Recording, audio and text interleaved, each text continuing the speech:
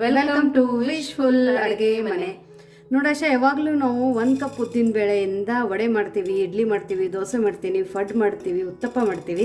ಇವತ್ತು ನಾವು ಯಾವುದೂ ಮಾಡ್ತಾ ಇಲ್ಲ, ಬೋಂಡನೂ ಮಾಡ್ತಾ ಇಲ್ಲ, ಏನೂ ಮಾಡ್ತಾ ಇಲ್ಲ. ಸೊ ಇವತ್ತು ನಾವು ಉತ್ತರ ಕರ್ನಾಟಕದ್ದು ಮಸಾಲೆ ಖಾರ ಇಲ್ಲದೆ ಉದ್ದಿನ ಬೇಳೆಯಿಂದ ಆ ಥರದ ಒಂದು ರೆಸಿಪಿನ ಮಾಡೋಣ. ಇದು ಚಕ್ಲೆನೂ ಅಲ್ಲ, ಶೇವು ಅಲ್ಲ, ಕೊಡಬೇಳೆನೂ ಅಲ್ಲ. ಸೊ ಏನು ಅಂತ ನೋಡೋಣ ಬನ್ನಿ. ನಾವಿಲ್ಲಿ 1 ಕಪ್ ಆಗೋಷ್ಟು ಉದ್ದಿನ ಕಾಳನ್ನ ತಗೊಂಡಿದೀವಿ. ಉದ್ದಿನ ಬೇಳೆನೂ ತಗೊಬೋದಲ್ವಾ? ಉದ್ದಿನ ಬೇಳೆನೂ ತಗೋಬಹುದು. ಸ್ವಲ್ಪ ಕ್ವಾಂಟಿಟಿ ಜಾಸ್ತಿ ತಗೋಬೇಕಾಗತ್ತಾ? ಇಲ್ಲ, ಸೇಮ್ ಕ್ವಾಂಟಿಟಿ ತಗೊಳ್ಳಿ, ಪರವಾಗಿಲ್ಲ.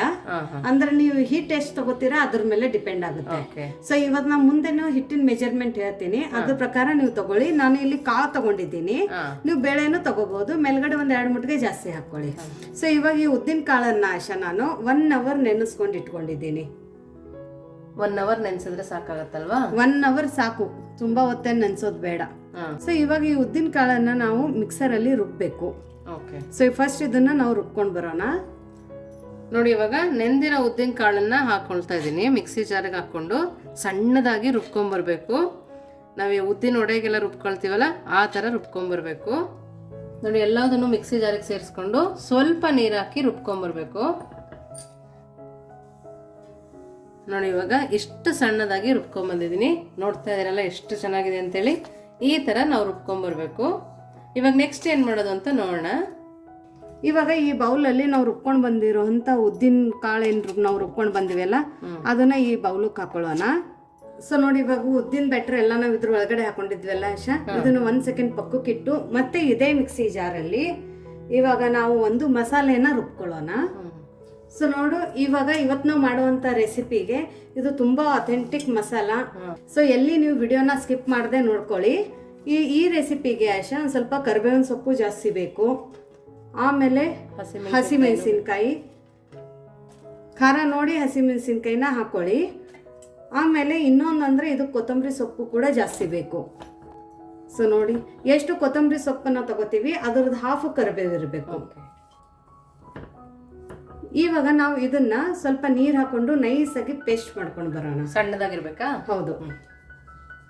ಇದು ರುಬ್ಕೊಂಡು ಬಂದಿರೋ ಪೇಸ್ಟ್ ಅನ್ನ ಆಶಾ ನಾವು ಇವಾಗ ಇದೇ ಬೌಲಕ್ಕೆ ಟ್ರಾನ್ಸ್ಫರ್ ಮಾಡ್ಕೊಳ್ಳೋಣ. ಇದ್ರೊಳಗಡೆ ಒಂದ್ ಸ್ವಲ್ಪ ನೀರನ್ನ ಹಾಕೊಳ್ಳೋಣ. ನೋಡಿ, ಸ್ವಲ್ಪ ನೀರನ್ನು ಕೂಡ ಸೇರಿಸ್ಕೊಂಡಿದೀವಿ. ಜಾಸ್ತಿ ನೀರು ಹಾಕೋಬಾರದು. ಓಕೆ, ಇವಾಗ ನೆಕ್ಸ್ಟ್ ಏನೇನು ಹಾಕ್ತೇವೆ ನೋಡೋಣ ಬನ್ನಿ. ಇವಾಗ ಇದ್ರೊಳಗಡೆ ನಾವು ಹಿಟ್ಟುಗಳನ್ನ ಹಾಕೊಳ್ಳೋಣ ಆಶಾ. ಇಲ್ಲಿ ನಾನು 2.5 ಕಪ್ ಅಷ್ಟು ಗೋಧಿ ಹಿಟ್ಟನ್ನ ತಗೊಂಡಿದ್ದೀನಿ. ಈ ಬೌಲಲ್ಲಿ, ದೊಡ್ಡ ಬೌಲಲ್ಲಿ 1 ಬೌಲು. ಇವಾಗ ಈ ಗೋಧಿ ಹಿಟ್ಟು ಒಳಗಡೆ ಇಲ್ಲಿ ನಾನು 1 ಕಪ್ಪದಷ್ಟು ಕಡಲೆ ಹಿಟ್ಟನ್ನ ತಗೊಂಡಿದ್ದೀನಿ. 2.5 ಕಪ್ ಗೋಧಿ ಹಿಟ್ಟಿಗೆ 1 ಕಪ್ಪು ಕಡಲೆ ಹಿಟ್ಟು, ಆಮೇಲೆ ಇಲ್ಲಿ ಅರ್ಧ ಕಪ್ ಅಷ್ಟು ಜೋಳದ ಹಿಟ್ಟನ್ನ ನಾನು ತಗೊಂಡಿದ್ದೀನಿ. ಇವಾಗ ಇದ್ರ ಒಳಗಡೆ ಉಪ್ಪನ್ನ ಹಾಕೊಳ್ಳೋಣ. ರುಚಿ ನೋಡಿ ಉಪ್ಪನ್ನ ಹಾಕೊಳ್ಳಿ. ಇವಾಗ ಇದ್ರ ಒಳಗಡೆ ಏನೇನು ಮಸಾಲೆನ ಹಾಕೊಳ್ಳೋಣ ಅಂತ ನೋಡೋಣ. ಆಲ್ರೆಡಿ ನಾವು ಇದು ರುಬ್ಬೋದ್ರಲ್ಲಿ ಹಾಕೊಂಡಿದ್ದೀವಿ, ಜಾಸ್ತಿ ಮಸಾಲೆ ಏನು ಬೀಳಲ್ಲ. ಇದಕ್ಕೆ 1 ಸ್ಪೂನ್ ಅಷ್ಟು ಧನಿಯಾ ಪೌಡರನ್ನ ಹಾಕೊಳ್ಳೋಣ. ಧನಿಯಾ ಪೌಡರ್ ಇಲ್ಲ ಅಂದ್ರೆ ಧನಿಯಾ ಬೀಜನ ನಾವು ಕೊತ್ತಂಬರಿ ಸೊಪ್ಪು ಜೊತೆ ಹಾಕೊಂಡು ರುಬ್ಕೋಬಹುದು. ಕಲರ್ ಚೆನ್ನಾಗಿ ಬರಲಿ ಅಂತ ಅರಿಶಿಣದ ಪುಡಿ. ಇಲ್ಲಿ ನಾನು ಅರಿಶಿಣದ ಪುಡಿನ 1.5 ಸ್ಪೂನ್ ಅಷ್ಟು ಹಾಕೋತಾ ಇದ್ದೀನಿ. ಸ್ವಲ್ಪ ಇಲ್ಲಿ ಓಂ ಕಾಳನ್ನ ತಗೊಂಡಿರೋದು, ಅಜ್ವೈನನ್ನ ಸ್ವಲ್ಪ ಕೈಯಲ್ಲಿ ಈ ತರ ತಿಕ್ಬಿಟ್ಟು ಹಾಕಿ. ಅದ್ರ ಜೊತೆ ಇಲ್ಲಿ ಎಳ್ಳನ್ನ ತಗೊಂಡಿದ್ದೀನಿ ಆಶಾ. ನಾನು 4ರಿಂದ 5 ಟೇಬಲ್ ಸ್ಪೂನ್ ಎಳ್ಳನ್ನ ತಗೊಂಡಿದ್ದೀನಿ. ಈ ರೆಸಿಪಿಗೆ ನಾವು ಒಂದು ಸ್ವಲ್ಪ ಎಳ್ಳು ಜಾಸ್ತಿ ಹಾಕಿದ್ರೆ ತುಂಬಾ ಚೆನ್ನಾಗಿ ಫ್ಲೇವರ್ ಕೊಡುತ್ತೆ. ಸೊ ನೋಡಿ, ಇವಾಗ ಇದನ್ನ ನಾವು ಇದ್ರ ಒಳಗಡೆ ನೀಟಾಗಿ ಮಿಕ್ಸ್ ಮಾಡ್ಕೊಳ್ಳೋಣ. ಸದ್ಯದಲ್ಲಿ ನೀರು ಹಾಕೊಳ್ಳೋದನ್ನ ಬೇಡ ಆಶಾ, ಯಾಕಂದ್ರೆ ಹಸಿಮೆಣಸಿನಕಾಯಿ ಕೊತ್ತಂಬರಿ ಸೊಪ್ಪು ರುಬ್ಕೊಂಡ್ ಬಂದಿದೀವಲ್ಲ ಅದರಲ್ಲಿ ಸ್ವಲ್ಪ ನೀರಿರುತ್ತೆ. ಹೌದು. ಸೊ ಫಸ್ಟ್ ಇದನ್ನ ಮಿಕ್ಸ್ ಮಾಡ್ಕೊಳ್ಳೋಣ. ಮಿಕ್ಸ್ ಮಾಡ್ಕೊಂಡು ನಾವು ಚಪಾತಿ ಹಿಟ್ಟು ಯಾವ ತರ ಕಲಿಸ್ತೀವಲ್ಲ ಆ ತರ ಕಲಿಸ್ಕೊಂಡು ಬರಬೇಕು. ತುಂಬಾ ಗಟ್ಟಿನೂ ಇರಬಾರ್ದು, ಸ್ವಲ್ಪ ಸಾಫ್ಟ್ ಆಗಿನೇ ಇರ್ಬೇಕು ಹಿಟ್ಟು. ಸೊ ಇವಾಗ ಇದಕ್ಕೆ ಏನ್ ಮಾಡೋಣ, ಇವಾಗ ನಾವು ನೀಟಾಗಿ ಮಿಕ್ಸ್ ಮಾಡ್ಕೊಂಡಿದ್ವಿ. ಸೊ ಇದಕ್ಕೆ ಇನ್ನೊಂದು ಸ್ವಲ್ಪ ನೀರು ಬೇಕು. ಹಾಗಾಗಿ ಸ್ವಲ್ಪ ಸ್ವಲ್ಪ ನೀರನ್ನ ಹಾಕೊಂಡು ನಾವು ಚಪಾತಿ ಅದಕ್ಕೆ ಕಲಿಸ್ಕೊಂಡು ಬರೋಣ. ನೋಡಿ, ನಾವೀಗ ಈ ತರ ಕಲಿಸ್ಕೊಂಡ್ ಬಂದಿದೀವಿ. ಇದಕ್ಕೆ ಜಾಸ್ತಿ ನೀರು ಬೇಕಾಗಲ್ಲ, ಸ್ವಲ್ಪ ನೀರು ಸಾಕಾಗತ್ತೆ. ಯಾಕಂದ್ರೆ ಉದ್ದಿನ ಕಾಳು ರುಬ್ಕೊಂಡಿರೋದ್ರಲ್ಲೂ ನೀರಿರುತ್ತೆ, ಹಸಿಮೆಣಸಿನ್ಕಾಯಿ ಕೊತ್ತಂಬರಿ ಸೊಪ್ಪು ರುಬ್ಕೊಂಡ್ಬಂದ್ವಲ್ಲ ಅದರಲ್ಲೂ ನೀರಿರೋದ್ರಿಂದ ಇಷ್ಟೇ ಸಾಕಾಗತ್ತೆ. ಇವಾಗ ಇದ್ರೊಳಗಡೆ ಒಂದು ಸ್ವಲ್ಪ ಎಣ್ಣೆನ ಹಾಕೊಂಡು ಎಣ್ಣೆ ಕೈಯಿಂದ ಇದನ್ನ ನಾವು ಮಿತ್ಕೊಳ್ಳೋಣ ಆಶಾ.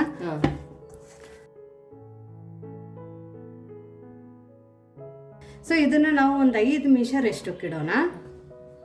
ಸೊ ನೋಡಿ ಇದು ಒಂದು 5 ನಿಮಿಷ ರೆಸ್ಟ್ ಆಗಿದೆ ಚೆನ್ನಾಗೆ. ಜಾಸ್ತಿ ಹೊತ್ತೇನು ನಾವು ಇದಕ್ಕೆ ನೆನೆಸೋದೇನು ಬೇಕಾಗಿಲ್ಲ. ಸೊ ಇವಾಗ ಇದ್ರದ್ದು ಒಂದು ಸ್ವಲ್ಪ ಚಿಕ್ಕದಾಗಿ ಉಂಡೆನ ಮಾಡ್ಕೊಳ್ಳೋಣ. ಈ ಥರ ಈ ಸೈಜಲ್ಲಿ ಮಾಡ್ಕೊಂಡ್ರೆ ಸಾಕಾಗುತ್ತೆ. ಸಾಕು, ನಿಮಗೆ ಯಾವ ಸೈಜಲ್ಲಿ ಬೇಕೋ ಆ ಸೈಜಲ್ಲಿ ಮಾಡ್ಕೋಬೋದು. ಇಲ್ಲಿ ನಾನು ಒಂದು ಶೀಟ್ ತಗೊಂಡಿದ್ದೀನಿ ಆಶಾ. ಈ ಶೀಟ್ ನಿಮ್ಮ ಹತ್ರ ಇಲ್ಲ ಅಂದರೆ ಓಪನ್ ಮಾಡ್ತೀವಲ್ಲ ಆ ಥರ ಶೀಟ್ ಬೇಕಾದ್ರೆ ತಗೊಬೋದು, ಆಯಿಲ್ ಶೀಟ್ ಬೇಕಾದ್ರೆ ತಗೋಬೋದು. ಇದಕ್ಕೆ ಒಂದು ಸ್ವಲ್ಪ ಎಣ್ಣೆನ ಹಚ್ಕೊಳ್ಳೋಣ ನಾವು. ಈ ಥರ ಇದೊಂದು ಉಳ್ಳೆನ ಈ ಥರ ಇಟ್ಕೊಂಡು ನಾವು ಇದನ್ನು ತೆಳ್ಳಗಾಗಿ ಲಟ್ಟಿಸ್ಬೇಕು. ಎಷ್ಟು ತಿಳು ಲಟ್ಟಿಸ್ತೀರಾ ಅಷ್ಟು ಚೆನ್ನಾಗಿ ನಮ್ಮದು ರೆಸಿಪಿ ಆಗುತ್ತೆ. ತುಂಬ ಬೇಗ ಆಗುತ್ತೆ, ದಿಢೀರಂತ ಮಾಡ್ಕೊಳ್ಳೋಂಥ ರೆಸಿಪಿ. ಇದಕ್ಕೆ ನಮ್ಮ ಸೈಡಲ್ಲಿ ದಪಾಟಿ ಅಂತಾರೆ ಆಶಾ. ತುಂಬ ಫೇಮಸ್ ಇದು ದಪಾಟಿ. ತುಂಬ ಸಾಫ್ಟಾಗಿರುತ್ತೆ, ಬಾಯಿಯಲ್ಲಂತೂ ಇಟ್ಕೊಂಡು ತಿಂತಾ ಇದ್ರೆ ತುಂಬ ಚೆನ್ನಾಗಿರುತ್ತೆ. ಇದಕ್ಕೆ ಮಧ್ಯದಲ್ಲಿ ನಾವು ಈ ಥರ ರೌಂಡ್ ಮಾಡ್ಕೊಳ್ಳೋಣ. ಇವಾಗ ಇದನ್ನು ನಾನು ತೆವೆ ಕಾಯೋಕೆ ಇಟ್ಕೊಂಡಿದ್ದೀನಿ, ಅದ್ರ ಒಳಗಡೆ ಹಾಕ್ಕೊಳ್ಳೋಣ. ಸೊ ಈ ತೆವೆ ಚೆನ್ನಾಗಿ ಕಾಯ್ದಿದೆ. ಇದ್ರ ಮೇಲೆ ಒಂದು ಸ್ವಲ್ಪ ಎಣ್ಣೆನ ಹಾಕ್ಕೊಳ್ಳೋಣ. ಎಣ್ಣೆನ ಹಾಕ್ಕೊಂಡು ಇದು ನಾವು ಮಾಡ್ಕೊಂಡಿರುವಂಥ ದಪಾಟಿನ ಇವಾಗ ಈ ತವೆ ಮೇಲ್ಗಡೆ ಹಾಕ್ಕೊಳ್ಳೋಣ. ನೋಡಿ ಈ ಥರ ಹಾಕ್ಕೊಳ್ಳಿ. ನೋಡಿ ಎಷ್ಟು ಚೆನ್ನಾಗಿ ಬರ್ತಾ ಇದೆ. ಫ್ಲೇಮನ್ನು ಮಾತ್ರ ಹಾಯಿಯಲ್ಲಿನೇ ಇಟ್ಕೋಬೇಕು. ಇವಾಗ ಒಂದು ಸ್ವಲ್ಪ ಎಣ್ಣೆನ ಹಾಕ್ಕೊಳ್ಳೋಣ. ಇವಾಗ ಮೇಲ್ಗಡೆ ಒಂದು ಸ್ವಲ್ಪ ಕಲರ್ ಚೇಂಜ್ ಆಗಿದೆ ಅಂದ ತಕ್ಷಣ ನಾವು ಇದನ್ನು ಇಮಿಡಿಯೇಟಾಗಿ ಟರ್ನ್ ಮಾಡ್ಕೋಬೇಕು. ಅವಾಗ ತುಂಬ ಸಾಫ್ಟಾಗಿ ಬೇಯುತ್ತೆ. ನಮ್ಗೆ ಎಣ್ಣೆ ಬೇಡ ಅಂದರೆ ನೀವು ಈಗೇನು ಮಾಡ್ಕೋಬೋದು. ಎಣ್ಣೆ ಸ್ಕಿಪ್ ಮಾಡ್ಬೋದಾ? ಹೌದು. ಸೊ ನೋಡಿ ಇವಾಗ ಇದನ್ನು ತಿರುಗಿಸ್ಕೊಳ್ಳೋಣ. ಇದು ಚೆನ್ನಾಗಿ ಬೇಯ್ದಿದೆ ನೋಡಿ ಅಷ್ಟೇ. ಈ ಸೈಡಲ್ಲಿ ಇದನ್ನು ಈ ಥರ ಒಂದು ಸರ್ತಿ ಫೋಲ್ಡ್ ಮಾಡಿ ಬೇಯಿಸ್ಕೊಳ್ಳೋಣ. ಫ್ಲೇಮನ್ನು ಮಾತ್ರ ಹಾಯಲ್ಲಿನೇ ಇಟ್ಕೊಳ್ಳಿ. ನೀವು ಇವನ್ ಪ್ರಯಾಣಕ್ಕೆ ಹೋಗ್ಬೇಕಾದ್ರೂ ಈ ಥರ ಮಾಡ್ಕೊಂಡು ಹೋಗಿ ಒಂದು ವಾರದ ಗಟ್ಲೆನೂ ತಿನ್ಬೋದು. ರೋಲ್ ಮಾಡ್ಕೊಂಡು ತಿನ್ಕೊಬೋದು. ಹೌದು, ಇಲ್ಲಾಂದ್ರೆ ಮೊಸರು ಇದ್ರೆ ತುಂಬ ಚೆನ್ನಾಗತ್ತೆ. ಯಾವುದೇ ಪಲ್ಯನೂ ಬೇಡ ಏನೂ ಬೇಡ. ಈ ದಪಾಟಿ ಭಾರಿ ಫೇಮಸ್ಸು.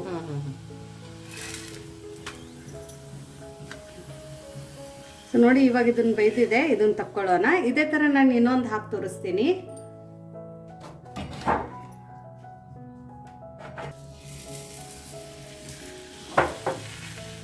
ನೋಡಿ ಎಷ್ಟು ತೆಳುವಾಗಿ ಲಟ್ಟಿಸ್ಕೊಂಡಿದ್ದಾರೆ.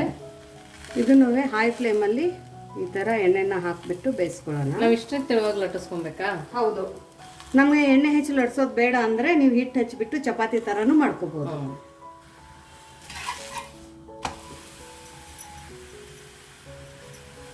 ಉತ್ತರ ಕರ್ನಾಟಕದವರು ಇದನ್ನ ದಪಾಟಿನ ಎದ್ರ ಜೊತೆ ತಿಂತಾರೆ ಅಂತ ಇವತ್ತು ತೋರಿಸ್ತೀನಿ. ಸೊ ನಿಮಗೆ ಈ ರೆಸಿಪಿ ಹೇಗೆ ಅನ್ನಿಸ್ತು ಅಂತ ಕಮೆಂಟ್ ಮೂಲಕ ತಿಳಿಸೋದನ್ನು ಮರಿಬೇಡಿ. ಮತ್ತು ನಿಮ್ಮ ಸೈಡೂ ದಪಾಟಿ ಮಾಡ್ತಾ ಇದ್ದರೆ ಅದ್ರ ಒಳಗಡೆ ನೀವು ಯಾವ ಥರ ಹಿಟ್ಟನ್ನು ಬಳಸಿಬಿಟ್ಟು ದಪಾಟಿನ ಮಾಡ್ತೀರಾ ಅಂತಲೂ ತಿಳಿಸಿ. ಯಾವ ಊರ ಕಡೆ ಯಾವುದ್ಯಾವ್ದು ಇಂಗ್ರೀಡಿಯೆಂಟ್ಸನ್ನು ಹಾಕಿ ಅವ್ರ ರೆಸಿಪಿಗಳನ್ನ ಮಾಡ್ತಾರೆ ಅಂತ. ಸೊ ನೋಡಿ ಇದು ಬೇಯ್ದಿದೆ, ಇದನ್ನು ಟರ್ನ್ ಮಾಡ್ಕೊಳ್ಳೋಣ.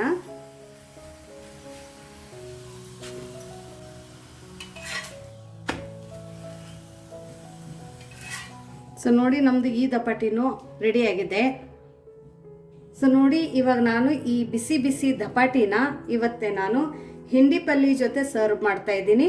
ಇದು ನಮ್ಮದು ಕಡಲೆಬೇಳೆ ಹಿಂಡಿ ಪಲ್ಲಿ, ಭಾರಿ ಫೇಮಸ್ಸು.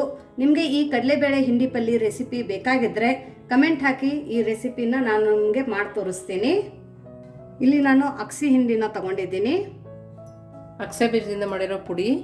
ಹೌದು, ಇವನ್ ಇದು ಅಕ್ಸಿ ಬೀಜ ಹೆಲ್ತ್ಗೆ ತುಂಬ ಒಳ್ಳೆಯದು.